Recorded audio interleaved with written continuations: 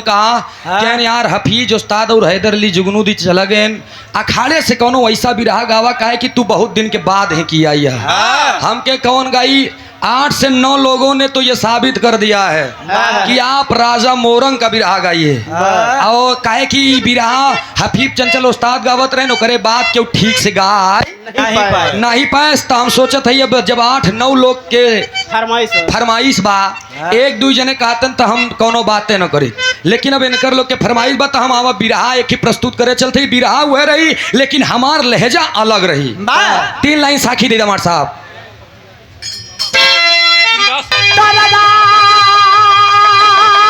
बोले बाबा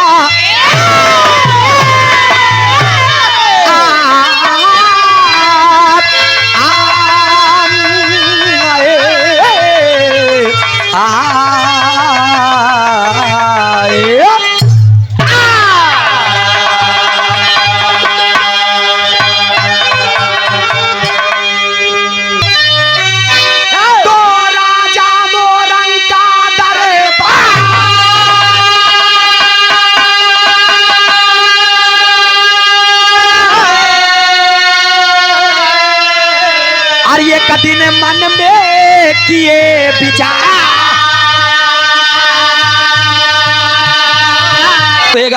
और मुझको मेरे पास जमाना ढूंढेगा मरहूम हैदर अली जुगनू जी और हफीज उस्ताद का हाथ रहे ध्यान रहे दोस्त ई बिरहा जौन गावे चलते 13 से लई के ई ब्रह्मभोज से लई के हर तरीके से जन्म से लई के मरण तक एक नसीहत दी आप लोगों के ध्यान रहे दोस्त ऐसे ऐसे कवि ऐसे ऐसे रचयिता ऐसे ऐसे लेखक हमारे अखाड़े में रहे दोस्त नाज है ऐसे ऐसे लेखकों के ऊपर ये 101 रुपया का पुरस्कार नमस्ते प्रणाम भाई 100 से सभी सकल पंच की नमन बात ध्यान रहे दोस्त महल में बाग बगीचा सब कुछ है लेकिन आज राजा मोरंग जी की धर्म पत्नी अनिल भैया हमारे 100 रुपया पुरस्कार तनी सुन लेवा करा भैया मनई 150 देता था अपन नाम पुकरा बरे अब अनिल से अंजलि हुई जी तो लड़की से लड़का से लड़की हुई है हाँ तो तनी ध्यान दे भैया हमारे अनिल जी की तरफ से हम तो फिर 100 पुकारत है 200 हो गया अनिल भैया की तरफ से 100 रुपया का पुरस्कार बहुत बहुत नमस्ते बा हमार नवयुवा पीढ़ी अगर हमसे नाराज होगी तो कोनो मतलब बा ध्यान रहे दोस्त राजा मोरंग जी के महल में बाग बगीचा धन दौलत सब कुछ है लेकिन आज अगर दोनों प्राणी तड़पत है रोवत है केवल एक ही लड़कियां भरे कव्वाली के भाव में बताओ लोग मार साहब कैसे ई गीत हमारे उस्ताद हैदर अली जुगनू जी गावत रहे मुसलमान भाई समझेंगे कैसे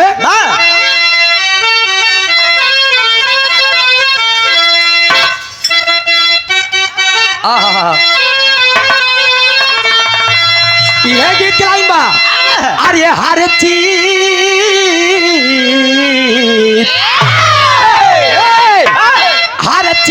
करीने में मिलेगी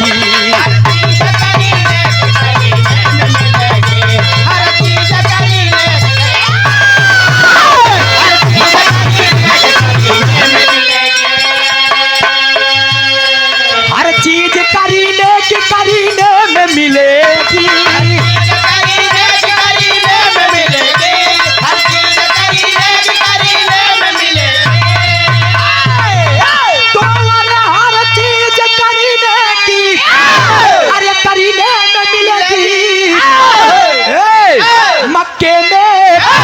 मक्के में मिलेगी न मदीने में मिलेगी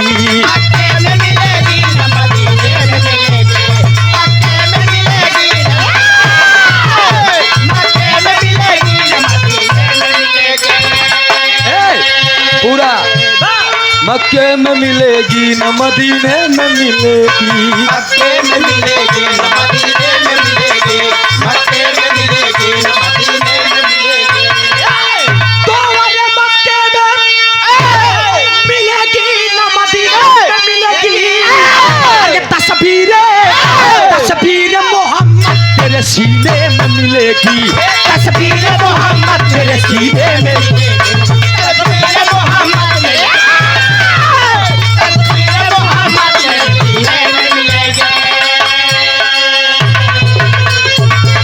रुपया पुरस्कार कहनी है बिरहावा सुनो हम उबई भय है नाम मदन मोहन यादव जी इस 100 रुपया का पुरस्कार बिरहा पे प्रसन्न होकर नमस्ते बा आशीर्वाद की चाबा और ये 50 रुपये का पुरस्कार। अच्छा ठीक बा, डलवाई दे। के कर रहा वही वाला पैसा। सीता देवी बंतरही के लड़किया संतोष भैया 50 रुपये पुरस्कार। नमस्ते बा, प्रणाम बा, आशीर्वाद की चाह बद्या। और ये जिसान भाई हमारे अरे वाह, आवा चला वाह, रानीगंज चिरकुट्टी से हमारे बहुत बड़े फैन हैं। कार्यक्रम था अभी अगले महीने में हमारा और रुचि जी का। हालांकि ट्रेंडिंग में नमो चलत बका करी, जहां देखा सूरज रुचि, जहां देखा सूरज रुचि। ये 201 रुपया का पुरस्कार हेलो जिसान भाई की तरफ से, बहुत बड़े फैन हैं आप हमारे। आपको बहुत बहुत नमन है, प्रणाम है। यहाँ से लेकर भदोही, आजमगढ़, बलिया, चाहे जहाँ प्रोग्राम हो, ये सुने हैं हम हई तो जई हैं यही हैं जरूर। बहुत बहुत नमस्ते बा। लेकिन ध्यान दे, भाव में बतावल गई 1 लाख की बात कवि जी ने लिखा है। क्या लिखा है भाव में?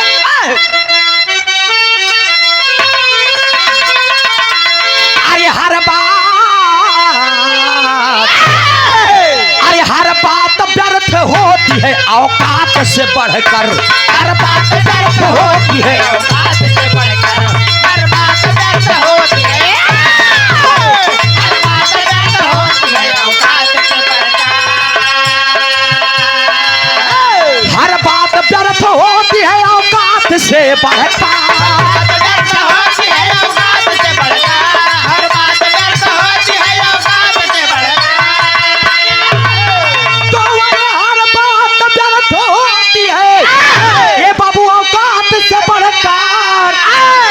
कुछ भी नहीं संसार में औलाद से बढ़कर। संसार में औलाद से बढ़कर कुछ भी नहीं है संसार में।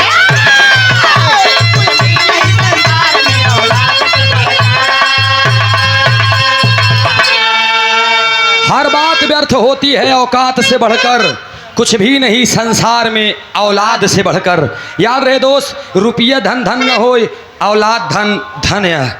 यही से राजा मोरंग याद तड़प रहे हैं, बिलख रहे हैं, रो रहे हैं कि सब कुछ बा हमारे पास, लेकिन हमारे पास एक लड़कियां नहीं है। अब इतना सोचत कि जब महल में पहुंचे, रानी साहिबा यही सोच करके अश्रुधारा बहा रही है और पति को देख करके और भी भावुक हो गई। पत्नी जा करके लिपट करके रोती है, सैया मेरे पिए, मेरे पास सब कुछ है स्वामी, अरे मेरे पास सब कुछ दिया है ईश्वर ने।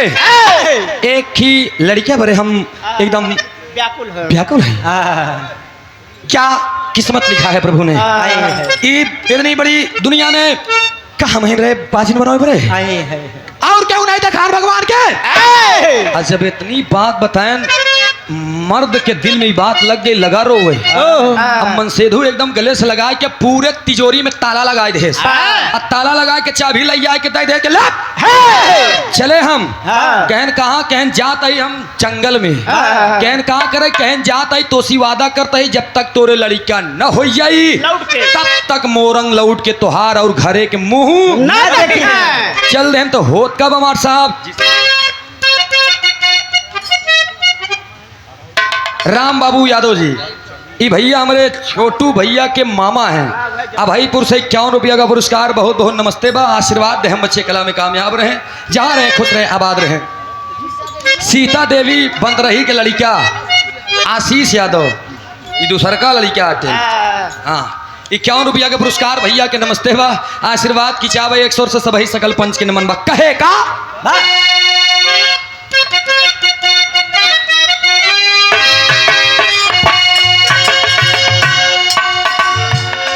जिसके घर सुंदर नारी,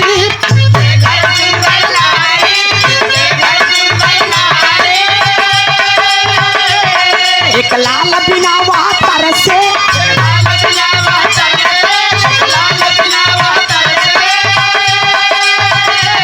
मुखमंडल है मुरझाया नैनों से पानी बरसे।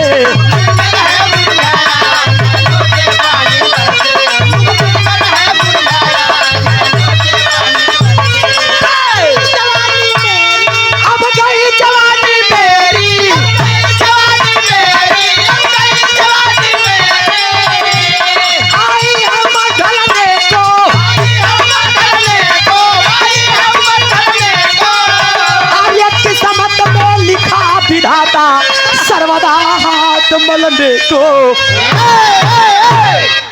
स्वामी आप कैसी बहकी बहकी बातें कर रहे हैं। अगर लड़का नहीं बे तू चला जाता है तोरे रहते तो हमरे लड़का भवे न भयन, और जब तू चला जाब तो हमरे लड़का कैसे होई। कहें तोरे लड़का इतना कह के बियाबान जंगल के रास्ता सिधार देहन, और जब रास्ता सिधार देहन चल देहन, जब चल देहन तो होत का एक लाइन तर्ज लगे मार साहब ले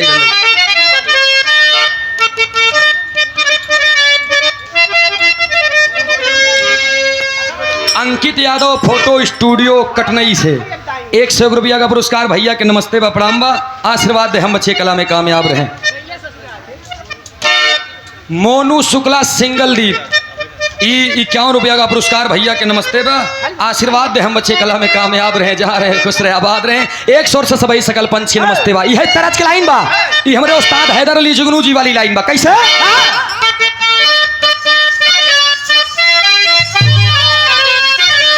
अरे पटना से है अरे मोरी अरे पटना से पैदा बोला नजरा गई दहिया, लेकिन यही भाव में बतावल गई लोग बनवा में दिहले सीधा रहो, बनवा को दिहले सीधा रहो लालन के बदे,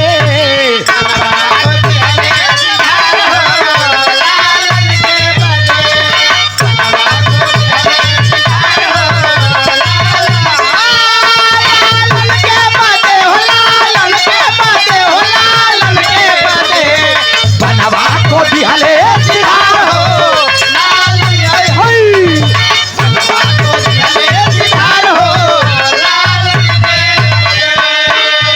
और ये राम सिंह यादव जी ये हमारे छोटू भैया के मामा हैं। 100 रुपया का पुरस्कार नमस्ते बा प्रणाम बा, आशीर्वाद दे हम बच्चे कला में कामयाब रहे। अच्छा छोटू भैया के मामा तो हमारो मामा, छोटू भैया के महतारी तो हमारो महतारी, छोटू भैया के हमरे बहन तो हमारो बहन, छोटू भैया के मौसिया तो जना अपनो मौसिया, छोटू भैया के मेहरारू तोरो मेहरारू बहन भारा जाबे। अरे यार जाऊ न पौबे क्यों ध्यान दे, लेकिन है भैया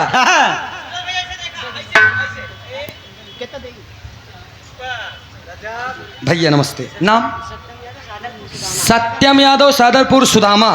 क्या बात है वाह महाराज, ना ना गोड़े जी गिरा उसे सुदामा नहीं रखे है चुनिया ई 51 रुपया के पुरस्कार भैया के नमस्ते बा। माई भगवती हर मोड़ पे तरक्की दे, तोहरे कंठ पे सदा माई भगवती के वास रहे।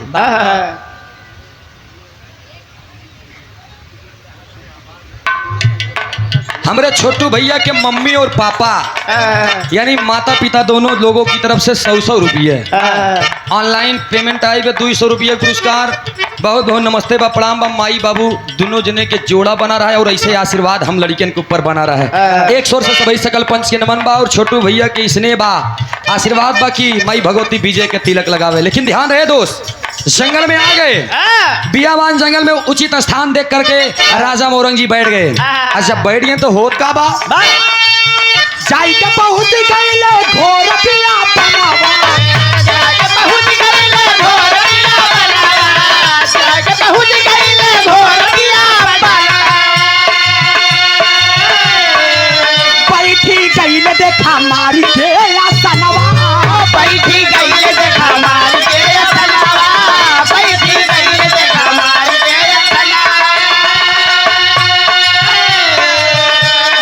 मंत्रों का कैले उच्चार हो, मंत्रों का कैले उच्चार हो लालन के बदे, मंत्रों का कैले उच्चार हो लालन के बदे, हो लालन के बदे, हो लालन के बदे। या बहादुर या क्या बात है, उच्चार हो लालन के बदे, मंत्रों का कैले उच्चार हो लालन के बदे। बैठ गए। ओम नमो भगवते वासुदेवाय नमः, ओम नमो भगवते वासुदेवाय नमः, ओम नमो भगवते वासुदेवाय नमः। जय जय हे भगवती सुरभारती तो चढ़ो प्रमामा नादत्व में जय वागीश्वरी शरणम ते गच्छामि। लगन पढ़ाई हाँ? ई मंत्र अपने माई पेटन सीखे रहा तोरे मौसी के पेट से आई राजू। गौर करेंगे बाबूजी। इधर बैठ गए, अजम मंत्रों का उपचार करने लगे। तब तक आकाश मार्ग से देव ऋषि नारद जी चले जा रहे थे। और जब उनके काने में आवाज गई, राजा मोरंग की आवाज गई, तो नारद जी कहनी जंगलवा में की तपस्या करत बा। लौट के आए, जहिया नारद कुछ हूं न पावे, बा कुकुर फेंक दू हड्डी लड़ावा। हड्डी फेंक दू कुकुर लड़ावे। देव ऋषि नारद जी आ गए।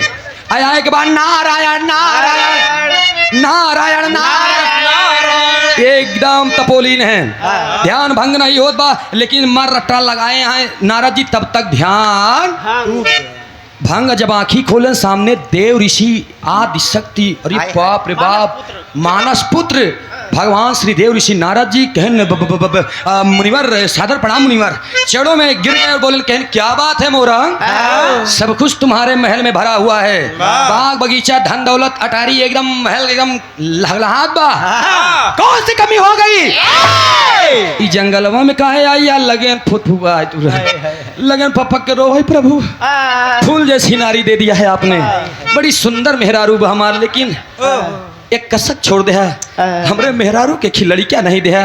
दुनिया वाले ताना मारा थे कि बाजिन के मुंह देख ले तो दिन न पार होई। स्वामी एक खिलड़ी क्या कहना रे, कहने एक बात बताई, कहन कहा कहन तोसी बड़ा लंठ मनई हम देखा नहीं। नारद जी कहना रे यार का जंगलवा में तपस्या कर साड़ी क्या होई, घरे जा करम करा तब लड़का होई। नहीं तो उसे पूछते हैं। अरे तो हम युक्ति बताई दे।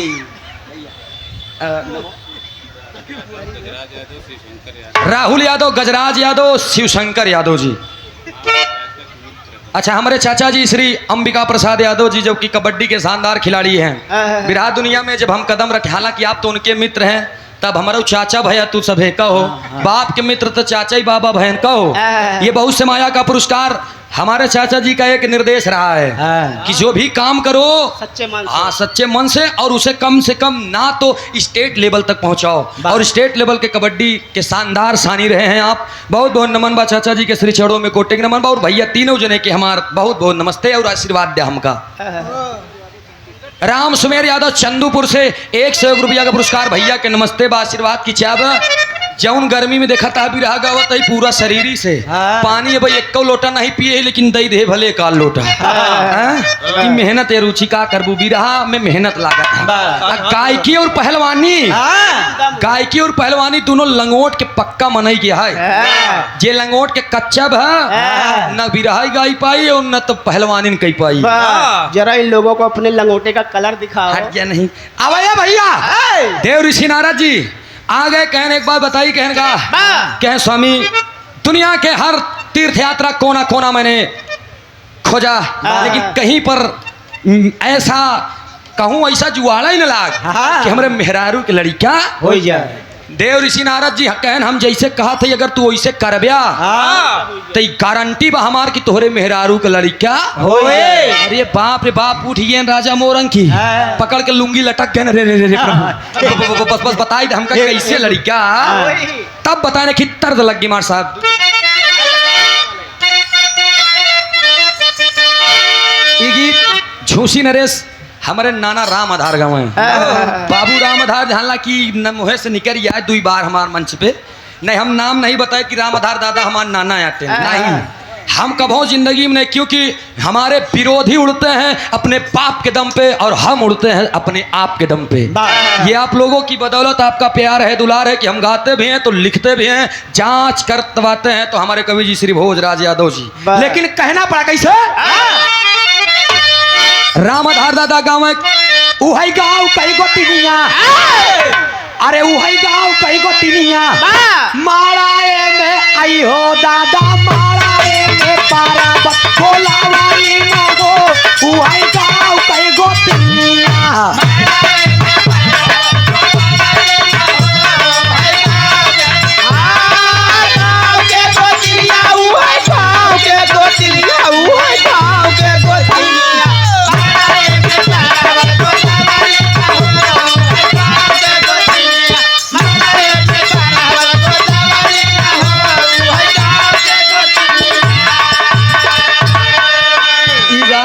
उस्ताद हमारे राम आधार दादा, लेकिन उनकर लड़का हैदर अली गुरु जी गाए हैं लौकुश चरित्र में, आप लोग सुने हो गया। दुठी नान नान जोगिया, अरे दुठी नान नान जोगिया, पेड़ावा में घोड़ावा बांधावा लेना हो, दुठी नान नान जोगिया।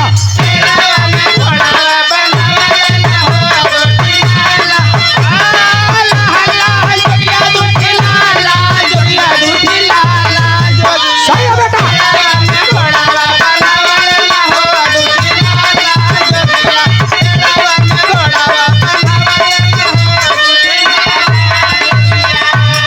संजय यादव टाइल्स के ठेकेदार हैं आप, छोटू भैया के हमारे मामा हैं। शहरुआ की धरती से 101 रुपया का पुरस्कार, माई भगवती हर मोड़ पे तरक्की दी, 5 स्क्वायर फीट के पैसे ही है। बहुत बहुत धन्यवाद, आशीर्वाद दे, हम लोग जहाँ रही खुश रही आबाद रही। हालांकि सारा ज्ञात करा दे गुलाम महाराज और अखिलेश महाराज। आशीर्वाद की चा भाई सीता देवी बंतरही के लड़का संतोष भैया की, संतोष उर्फ निरहू भैया की नमस्ते बा, आशीर्वाद की चावल है भैया। लेकिन बिरहा पे आप लोग ध्यान दीजिएगा। अरे नारद बाबा, नारद बाबा बीड़ावा बाजावा लेना हो, राजा मोरन कैसा मनावा।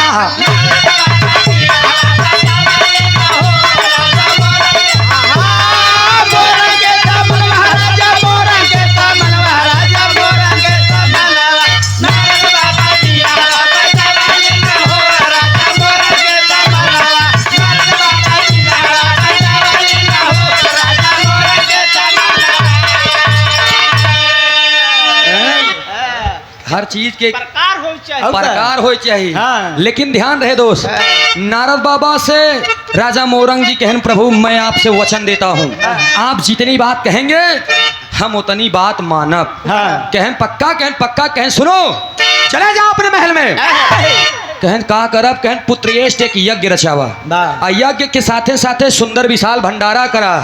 कहन तब महाराज, कहन लेकिन एक चीज बा। कहन का, कहन हम बतावत है, का बताएं अंतरे में।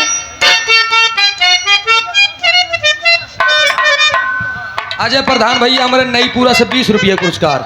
अच्छा दे दो 80 रुपये वापस। कुंजन यादव चंदूपुर के तरफ से 100 रुपये का पुरस्कार भैया के नमस्ते बा, आशीर्वाद की चाबा। राजेंद्र प्रसाद बाबूजी की तरफ से अवईपुर से, अच्छा गुड्डू छोटू भैया के मामा, क्या बात है मामा, सबके बस के नाही कि मामा बन जाए। महतारी के डबल भार अगर जे संभार ले तो ही के मामा कहती। अपने महतारी के लोग एक शब्द कहते केवल माँ, डबल शब्द कहते माँ माँ तो ही के मामा कहते। 101 रुपया का पुरस्कार मामा जी के बहुत बहुत नमस्ते बा, आशीर्वाद की चाह बस कहे भैया कैसे। नारद जी बताए पुत्र ये जरा चावा,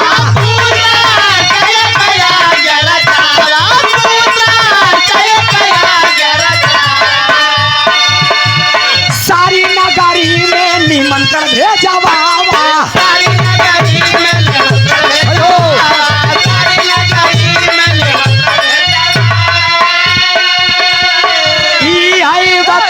नारद जी बतावा लेना हो, राजा मोरन कैसा मनावा।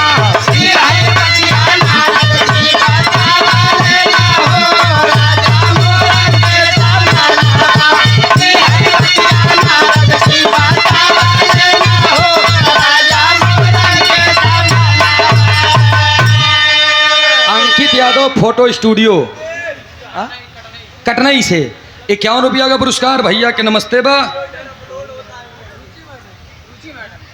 अच्छा रुचि मैडम जी के ठीक भाई 51 रुपया का पुरस्कार भैया के नमस्ते। हमार वाला कहाँ बा, एक पहले दे रहा था, हम एक पहले बोले रहे महाराज फालतू मेहनत ना करवाओ महाराज, गावत ही देखा था। ए भैया 450 हो गया। अब सोचा पहले कि गावत हम हई बैठे बैठे ये पावत हैं, बताओ ने घिउरत ऐसे हैं जैसे बिल्ली कभी माठा न पिए हो का डांट दिया। ए भैया बिरहा पे हमरे तनी ध्यान दिया, बिरहा से ध्यान हटे ना। नारद बाबा बताएं कहन पुत्रेष्ट एक यज्ञ रचावा, ओकरे साथे साथे विशाल भंडारा करा। अब भंडारा में कहन का करब, कहन 3 लोग 14 भुवन में जितना जोगी रति मुनि तपसी अरीब गरीब अंगता मंगता इखारी भिखारी होन सबके न्योता दे दे, लेकिन जेका जेका हम मना करते ही ओका ओका न्योता जीन दे है। कहन केकर केकर न्योता नहीं काट दे। एक बार स्वामी बतावा तो हाँ। देव ऋषि नारद जी बताएं का बताएं।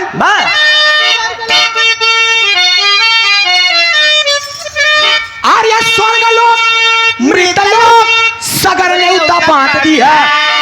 याद रहे मोरंग इन नारद के जुबान अगर फिसली है तो काम बिगड़ गए। न स्वामी बतावा। स्वर्ग लोक मृत लोक सगर न्योता बांट दी है। अरे लेकिन ब्रह्मा विष्णु और शंकर कई न्योता बांट दी है। ब्रह्मा विष्णु और शंकर के न्योता काट दी है, लेकिन ब्रह्मा विष्णु और शंकर के न्योता काट दी है। नारद बाबा झगड़ा लगा वाले ना हो, राजा मोरन कैसा मानावा। नारद बाबा झगड़ा लगा वाले ना हो, राजा मोरन के मोरन के समनवा, राजा मोरन के समनवा, राजा मोरन के समनवा।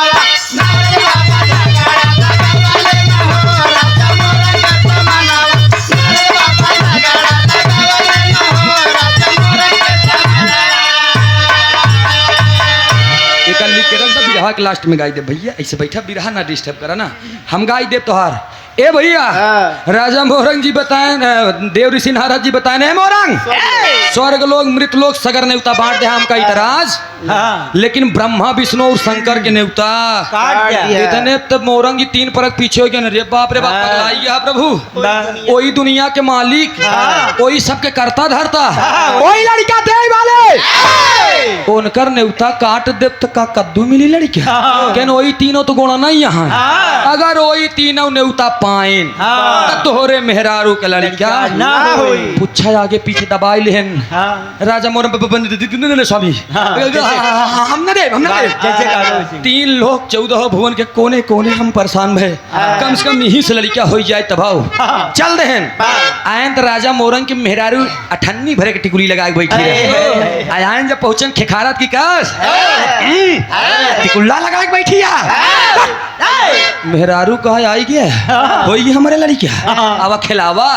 कहन पागल यहाँ का तैयारी बना तोले लड़का कहन यहाँ पगलाना अब हमारे लड़के हो इतना दिन रहा तो ना ही अब आई यहाँ तो होई। कहन पागल यहाँ जड़ी बूटी खाए क्या ही लगाए क्या तैयारी कर। कहन ई कैसे कहन जंगलवा में देव ऋषि नारद मिलो रहे। कहन तब कहन वो जुआड़ बताए हैं। कहन का बताएं। कहन एक चीज दिक्कत बा। कहन का कहन भंडारा तो कई देव पुत्रेष्ट यज्ञ रचाई देव, लेकिन भगवान भोलेनाथ और शंकर जी भोले बाबा ब्रह्मा जी और विष्णु जी के न्योता ना दे मेहरारू बमक गए। अरे मान ला नारद पागल है तू पगलैया तू चुप्पे से न्योता दे दे। लेकिन स्वामी तम मोरंग जी के देखते लबला वही के जात तय चुप हम का करा दे अपने मन की। अब हम तोर बात मानब आज तक मनते चला आया है कब हमका मिला नहीं। अब इधर पुत्रेष्ट की तैयारी करने लगे। एकदम यज्ञ भरपूर हो गया।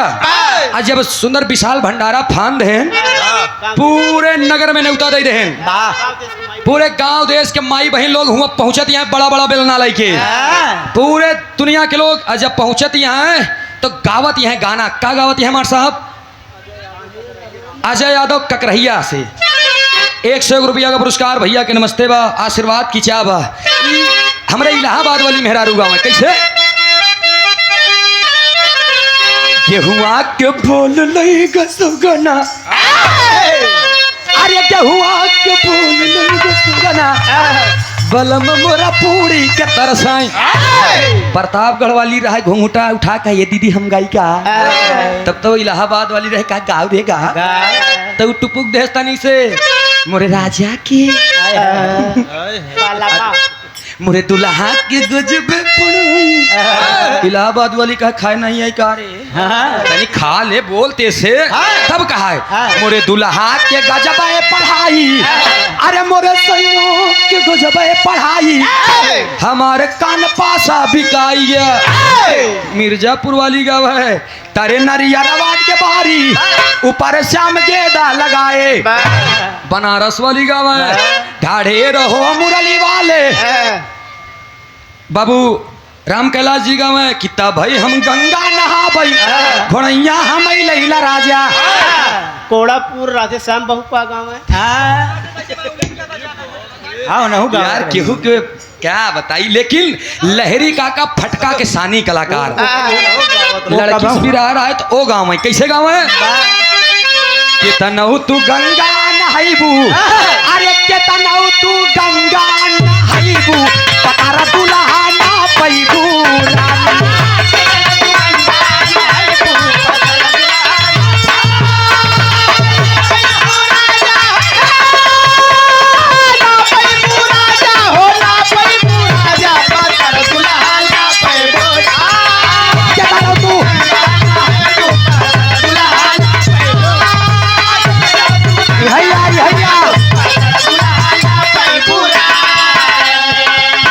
याद रहे दोस्त इत तो लोग गावत हैं लेकिन जब देसी घी में कचौड़ी छनाई ला और जब देसी घी में कचौड़ी छनाई ला देसी घी के महक जब हवा के माध्यम से धुआं के माध्यम से जब ब्रह्मलोक तक ग ब्रह्मा जी के निकुरा में बेधे तब ब्रह्मा जी कनकनाने ने इ नेवता कहाँ देसी घी कचौड़ी अब वो कमंडल ले के बिना खड़ाउन के चल दे कहन रे बाप रे बाप कहाँ यहाँ पूरी आई चल दे कहन नेवता लगे पूरा खसरा खतौनी अलटे पलटे पौबे न बहन नेवता कहन हो सकत क्षीर सागर में विष्णु जी के पास चल दे जब विष्णु जी लगे आयन कहन कसो भैया जा ब्रह्मा जी कहन तोहार जयरामी ओढ़ी दसाई तोहार भलवा भीम अरे मान ले नहीं आई पाया बताई दे होता हम अपन नेवता खुद ही ले ले कहन कस नेवता कहन आज मृतलोक में भंडारा बा कहन ले तो का पता हो ये भंडारा बा हमका पता ही न बा कि कहूँ नेवता उबे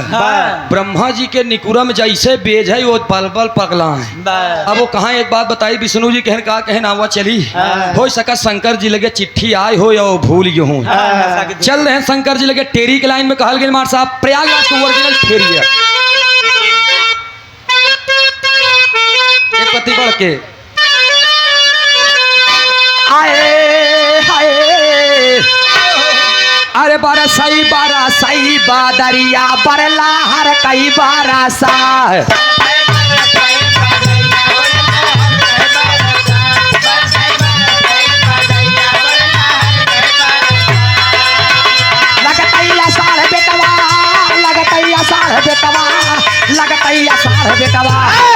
बेटवा होई जा बड़े पहाड़ से बादरिया बरला हर कई बारा से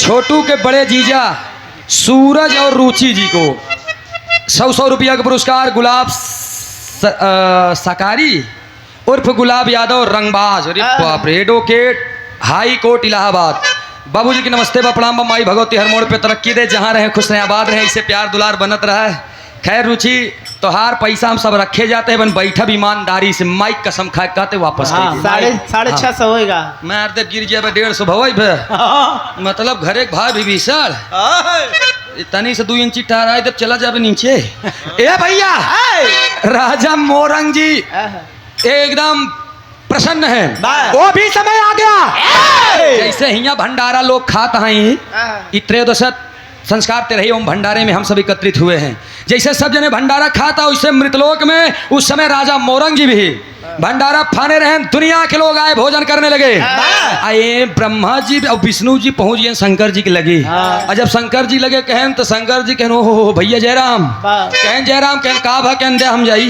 कहन का दे कहन दे बस चले, कहन का दे कहन अरे वही नेवतवा दे मृतलोक में राजा मोरंग के घरे से जौन चिट्ठिया पाया भगवान भोलेनाथ कहन तो कहते तना पता बा, हम कहते यह नहीं पता बा कि मृतलोक में केकरे हिया का बा।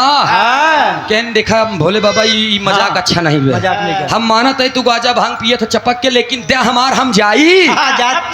शंकर जी कहन भैया मैं आपसे चाहे जिस तरीके से पूछ लीजिए, मैं कसम खाता हूँ हम का जानी, हम का जानी देवता आई न इतना नहीं पी ले कि हम तो कलो के भूल जा। कहन हो ऐसी बात है, कहन हाँ तीनों जने के कंधा पे ब्रह्मा जी हाथ रख दे। कहन एक बात बताई, कहन का कहन देवता आए हो चाहे ना पूरी खा। शंकर जी पिछड़ गए नहीं हम न जा, एक बार बिना नेवता हमार मेहरारू सती गई रही महाराज राजा दक्ष प्रजापति के यहाँ, सखियों का ताना पा करके वो हवन कुंड में कूद गई, हम लाश लेके दर दर भटके, हम दोबारा बिना नेवता के जाप ना। ब्रह्मा जी विष्णु जी कहन कस भैया तू कहन अब जहाँ बड़का भैया हुआ भैया दोनों जो चल देने के लाइन लास्ट तरजबा कैसे मार साहब, पुरान चीज है और पुरान चीज में बड़ा दम होत बे नहीं भैया। जैसे पुरान चाउर, पुरान गुड़, पुरान दाल, पुरान गाड़ी, पुरान दारू, वैसे पुरान मेहरारू ना ना सही बात यह पहले के काकी दाई माई नानी हरे रहा है तब मांग भर के सिंदूर लगावे हिंया से लेके चुनाई तक, तब मोट के सिंदूर लगावे तो दाई माई हरन मोट मोट रहत रहे, दादा हरन मोट मोट रहा। वैसे मोट दिमाग का हुआ 10-15 लड़कियां पैदा कर रहे हैं। अच्छा मोट दिमाग के होते तो थुथुर देहतन चला जाता पताल लोग मायासुर के घरे ए भैया। लेकिन पहले के दाई माई पूरा मांग भर के सिंदूर लगाओ तब आजा बाबा दादा ने 100-150 साल जिए। आज वाली बिटिनी देख ला इसे उठा तनिक टीक लेती है जो ने जल्दी मर गया दूसर ब्याह करी। अरे मर नहीं जाता है तो अपने से मार डावती है पागल है का। रुचि तू अपने ऊपर न लिहो, तू बड़ा गौर से सुनती है अभी अरे बा बिट्टी नहीं मन लगावती अच्छी बात है ऐसी प्रोग्रेस करा ए भैया। लेकिन ब्रह्मा जी विष्णु जी चल दिए जैसे चलन होत का बा। अरे राम बितावा गोरी रतिया हमारे अरे बितावा गोरी रतिया जायु भिन सारे बितावा गोरी रतिया तमाम गाना आए। लेकिन इधर दोनों जने कहा कहन मार साहब अरे चला हो मोरे बिरना, ब्रह्मा जी कहन अरे चला हो मोरे बिरना कचौड़ी बोला वही चला हो मोरे बिरना।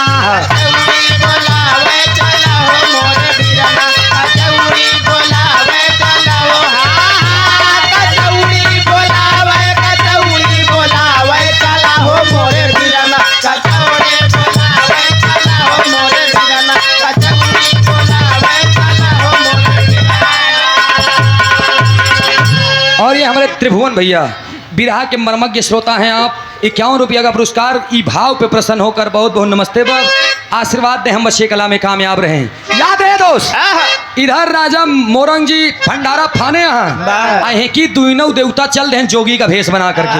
और जब जोगी के भेष बनाए लें तो दोनों जनजोगी का भेष बनाया रे, द्वारे पे आकर के आलग लगाया रे, कोई न जान पाया मोरे गली औल छलिया चोर। अब इतने पे दोनों जने जोगी के भेष धारण करें आइए मृतलोक में राजा मोरंग के दुआरे। आज अब दुआरे आइए जैसे विशाल भंडारा फना रहा किनारे कहती गए जो कहती लाइट ना लगी रहा, बैठ गए दोनों जने खेखार के। जब बैठे तब इधर पत्तल चलिए, पूरी चलिए, कशोला चल गया, गिलास चलिए, पानी आइए। और लक्ष्मी नारायण की जय नहीं बोले पाए तब भाई ब्रह्मा जी हिंचे लागे। जब अगली बगली सामने वाले देखे तो कहा बड़े यार देखा था विष्णु जी कहन भैया जय रब जय बोले ये सब तो कहीं देखा था। ब्रह्मा जी कहन जितना खींच ले जितना मशीनी में चला जाई उतना फायदा। अब बतावा राम विलास नागर जी नगर निगम अच्छा हमार पड़ोसी गोड़वा पैगम्बरपुर। अच्छा ये 31 रुपया पुरस्कार नमस्ते बा आशीर्वाद की चावा नाम बतावा। बसंत लाल बाबू जी 51 रुपया का पुरस्कार बहुत बहुत नमस्ते बा। देखा है आप लोग हड़बड़ाया जी दुकानदारी है हमार भी रहा 2 मिनट की और बच्चा बस खाली 2 मिनट की तनी नमो ले ले दिया।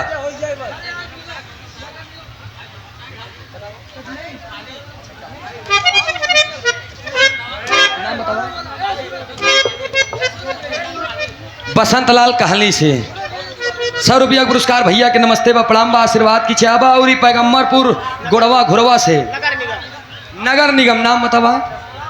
राम अभिलाष जी बहुत समय का पुरस्कार नमस्ते प्रणाम भैया आप बतावा। एक जने बतावा। कमलेश विश्वकर्मा जी कहाँ से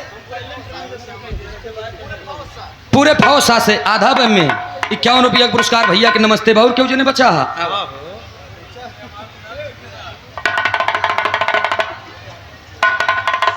विजय यादव समाज सेवी सरायजानी से 51 रुपया पुरस्कार नमस्ते व प्रणाम व आशीर्वाद दे हम बच्चे कला में कामयाब रहे। और ये भावी विधायक पद के उम्मीदवार रानीगंज धरती किसान प्रतापगढ़ जिले के आन बान हमारे बड़े भैया श्री संतोष यादव जी भी आप आ चुके हैं। एक जोरदार ताली बजा करके सम्मान कर दीजिए संतोष भैया के। देवीलाल यादव जी जिला अध्यक्ष लोहिया वाहिनी प्रतापगढ़ से 500 रुपया का पुरस्कार नमस्ते बा प्रणाम। कब्बई से हलक बना रहन कभो हम 500 पाई जी आपकी नहीं पूरी रात भरेंगे पाई ये एक नोट करेजा जुड़ाई हमारा। हाँ रुचि अरे छोटे भाई छोटू भैया तो तोहरे साथे तो भाई वो निभाए हैं। हाँ भाई सब भाई मिली थी लास्टवा में हम 500 दे आए 500 रुपया हमारे देवीलाल भैया पक्का तू जितबे का जान लिया। कलाकार और छक्का ये आशीर्वाद जे का दई दे ना बुढ़ौती में लड़का हो जाइए मैं कोनो दूर आए नहीं बेटा ध्यान हम का कहा चाहिए भैया सुना मान सिंह यादव बलहीपुर 251 रुपया का पुरस्कार भैया के नमस्ते व प्रणाम बा आशीर्वाद की चाह छोटू भैया 300 वो आशीर्वाद हुआ। कहा चाहिए सजो सवेरे चला चलते घर अपने चाची का आशीर्वाद दे दे एक लड़किया ए भैया बिरहा हमारा लास्ट लाइन भैया है। अब अच्छा आवा देखा बिरहा के अंतिम जितना जने दे चाह दई दिया नहीं पछतावे करबे कि अरे यार हमहू कचोटत रहे 50 के नोट दई दे हो ठीक रहा। 100 रुपया का पुरस्कार छोटू भैया के चाचा ना राकेश कुमार यादव चाचा जी की तरफ से 100 रुपया का पुरस्कार बहुत बहुत नमस्ते व प्रणाम व आशीर्वाद दे हम बच्ची कला में कामयाब रहें जहाँ रहें खुश रहें आबाद रहें। ए भैया ध्यान देंगे आप तभी रहा पे इधर लास्ट लाइन बा एकदम पहुंचिए जब है कि पूरी खाता तब तक देव ऋषि नारद जी का आगमन हो गया नारायण नारायण नारायण। अब इतना देखें तो राजा मोरंग जी खुशी हुई है प्रभु आप आगे कहना हाँ आइए कहना पानी पिया कहना नहीं हाँ पानी नहीं पियेंगे कहन काहे कहन पहले तू ही बतावा न्योता कैसे बांटे कहन अरे प्रभु न्योता हम जैसे आप कहे हैं हम वैसे ही न्योता बांटे हैं देतनी हम संतोष भैया के सम्मान कही दे बोलूबा का सबके आओ अच्छा अच्छा एक जोरदार ताली बजा के सम्मान करा आप लोग। हर मंच पे आप कलाकार के जाए के देत है पैसा माला माल दोनों देते नहीं लोग। हाँ हाँ ढेर जने नेता ऐसे होते खाली माला दे देते बेचारे माला ही पावत तो माला ही देथिन ये माल माला दोनों पावत तो दोनों देथिन। बहुत बहुत नमस्ते बा आशीर्वाद की चावा। देखा हम चाहे जवान हो लेकिन उमरियम छोट ही आशीर्वाद तो चुराई ली थी कहो। देवीलाल भैया हमारे जिला अध्यक्ष लोहिया वाहिनी प्रतापगढ़ से भैया के नमस्ते बा। और हमारे संतोष भैया जान ल कि कलाकार हो चाहे कितना भी गिरा हो दबा हो कुचला हो उसकी आवाज़ को आवाम देने का काम करते हैं हमारे संतोष भैया। हम चाहे दोनों लोगों के स्वागत करब एक ताली बजा के आप लोग सम्मान करिएगा। बैठा आप लोग लास्ट लाइन बा हमार बिरहा की चल दिए नारद जी कहन पहले हमका बतावा न्योता कैसे बांटे कहन प्रभु 3 लोग 14 भुवन में सबके न्योता दे दे लेकिन ब्रह्मा जी शंकर जी और विष्णु जी के न्योता नहीं दिया। अब नारद जी होकी देखा था पियरी बाबा कहती कहन हमका लागत कुछ बिना न्योतारी उसारे आई यहाँ सारे मजाक कहियन कका दादा के मैटर रहन। अब जैसे हियन भंडारा फनब बेनी भैया इन भंडारा फनब सूरज यादव रुचि यादव तो न्योता पाए हैं फिर आओ गई खाबो करही तू लोग दो चार जने तो बिना न्योता की आई है। फिर अकेले ही ऊपर हम सब जात जा भैया अरे पैसा देबा इधर इधर आओ आओ नहीं बेटवा नहीं आ जाओ आ जाओ आ जाओ आ जाओ अब हम दे यार आवा ए भैया कैसे माना बता देन अजब इतना बात चल रहा कहन हमका लागत बा वह राजा मोहन जी के महाराज इतना बड़ा भंडारा फाने ही अगर दो चार छठ बिना न्योता खाए नहीं तो का हो जाई नारद जी के नागर वही बिना न्योतारी खाए तोरे मेहरारू का लड़का ना होई अरे मोरी माई पुच्छा तुरंत बांधन कहीं चला चला चला चला चला न्योतारी चेक करे बर चल देहन आ धीरे धीरे पियरी बाबा लगे पहुंचन मूड़ी में हाथ लगा के उठाई देहन नारद जी ये बतावा तू न्योता पाया ब्रह्मा जी के हम लोग जो साधु सन्यासी ऐसे चले जा रहे थे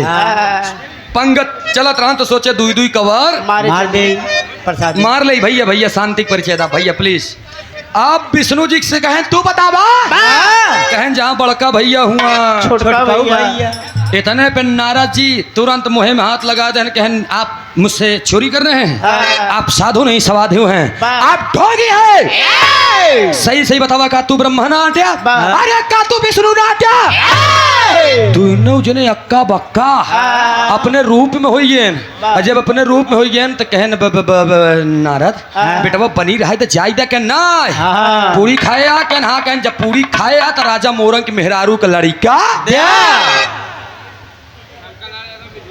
शंकर लाल यादव मिझूरा क्या बात है हमारे उस्ताद के अखाड़े से है आप माने हमारे परिवार से 100 रुपया का पुरस्कार नमस्ते बपड़ाम्बा आशीर्वाद कीजिए आप जे खाना ना खाओ भैया आप लोग खाना खात रहा लेकिन विराह खत्म हो एक बात हाँ 2 मिनट की कहानी भी बची हमार आप बता दिए नारद जी लड़ गए हमका पहले बतावा आप राजा मोरंग के भंडारा के थबरे फनब कहन के थबरे कहन ताकि देश दुनिया के लोग आए भोजन करें और आशीर्वाद दें कि ये दुनिया के मालिक या दीनानाथ राजा मोरंग की मेहरारू का लड़का तू लोग आई है यहाँ ढोंग रचे लड़का दिया ब्रह्मा जी लगे ना अपन खसरा खतौनी देखे कहन बेटा बेटवा नारद राजा मोरंग के मेहरारू के भाग्य में लड़का नारद जी कहे सुनो पिताजी अगर राजा मोरंग के मेहरारू के भाग्य में लड़का नहीं तो तोहरो भाग्य में कचौड़ी नहीं निकाला हमार समय समय कचौड़ी एक कचौड़ी टेढ़ बाकुल न रही है धैर्य पलरा भर कचौड़ी मिलाऊ हम पगलाई ये एकदम ब्रह्मा जी की मानी नहीं ये आज एकदम चौपट गई रही विष्णु जी क्रोध में आकर के और बोल दिया कि नारद इस तरीके से देवताओं का अपमान करना तुम्हारे हक की बात नहीं है नारद जी कहन अगर तुहार अपमान करब हमारे अधिकार के बात न हो तो बिना न्योता के पूरी खाप तोहरे वो अधिकार के बात न हो अरे मोर माई फंस गए कैसे करी हम तब विष्णु जी ताव में आकर बोल दिए कि है नारद आज से राजा मोरंग के मेहरारू के उल्टी गिनती शुरू कर दो 9 महीना बीतते हो करे मेहरारू का लड़का इतना सुनते मान देव ऋषि नारद उनके चरणों में गिर गए और बोलने लगे स्वामी मुझे माफ कर दीजिएगा फूल जैसी नारी आपने दे दिया कितनी पवित्र बीबी दे दिया है लेकिन एक लड़का खातिर आप तरसवाई दे रहा बतावा आखिर आप आशीर्वाद दे रहा या वो मेहरारू के लड़का धीरे धीरे धीरे धीरे 9 महीना बीता और राजा मोरंग के मेहरारू के लड़का राजा मोरंग के मोरंग ध्वज के ताम्र ध्वज के मयूर ध्वज इतनी लंबी तब इतिहास यानी पीढ़ी इनकर लोग के चली ही 51 रुपया का पुरस्कार। अच्छा गुलाब ठेकेदार जेका जेका फॉर सेलिंग करावे खोई भैया से हमारे मिला गुलाब ठेकेदार अखिलेश भैया हमारे आर्टिस्ट बहुत बहुत नमस्ते व आशीर्वाद की चाह यहीं से हमारे गीत के समापन बाद दादा पंधारी की लाइन में फिर रुचि के नंबर आवा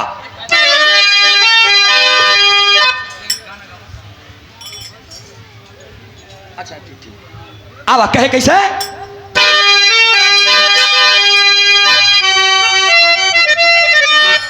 और ये कप्तान विश्वकर्मा जी पूरे भाव से ना बीडीसी प्रत्याशी 100 रुपया पुरस्कार हमका और 100 रुपया रुचि के बहुत बहुत नमस्ते बा आशीर्वाद हम अच्छे कला में कामयाब रहे जहाँ रहे खुश रहे आबाद रहे कहे कैसे आर्य भाई ले लालाना बाबू भाई ले लालाना ये पंचो भाई भैले लालना राजा मोरन कई भवानावा भैले लालना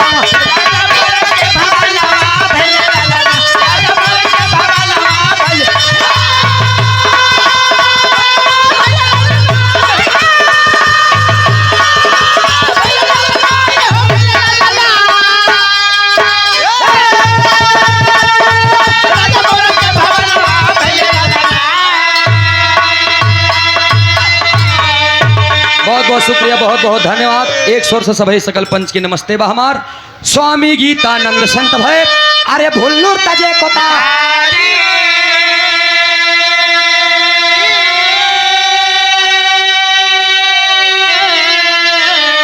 रामधार हैदर स्वर्ग सिधारे राजा राम के कविता प्यारी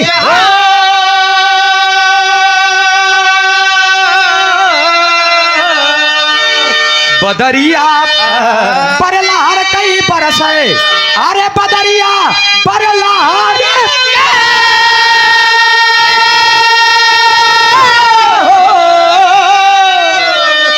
ओ बदरिया परलहर कई बरस गावई सूरज यादव पंसज बाहे दर के बदरिया परलहर कई बरस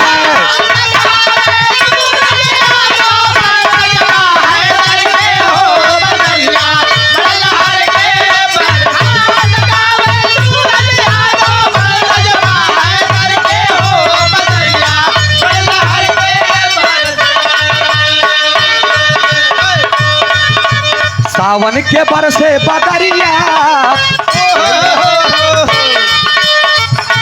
ये हमारे सिंगर राजकुमार यादव जी के फरमाइश बा कि भैया तनी गनवा हमार गा दिया हमार भी रहा तो समापन बा। सावन के बरसे बदरिया बोल बम बोले बोल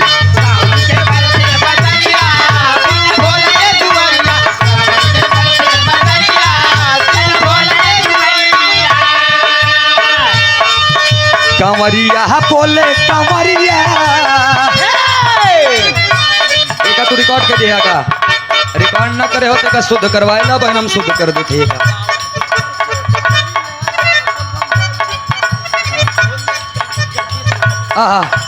सावन के बरसे बदरिया बोल बम बोले कंवरिया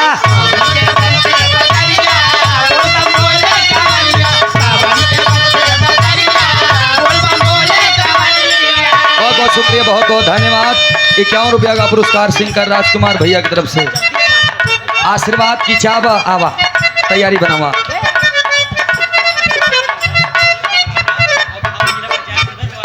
बाल कलाकार भैया हमारे अभयराज पटेल जी गमराहटा से और ये भावी जिला पंचायत सदस्य के उम्मीदवार हैं वार्ड नंबर 2 से।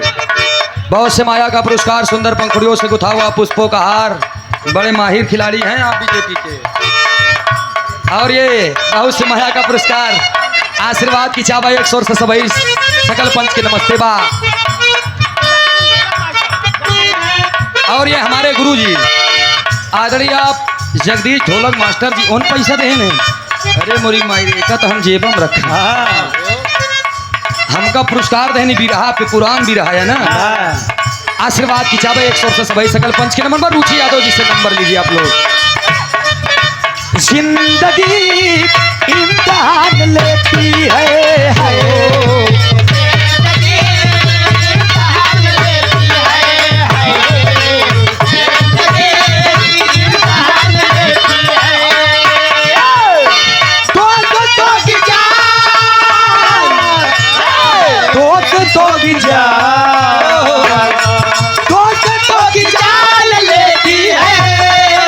दोस्ती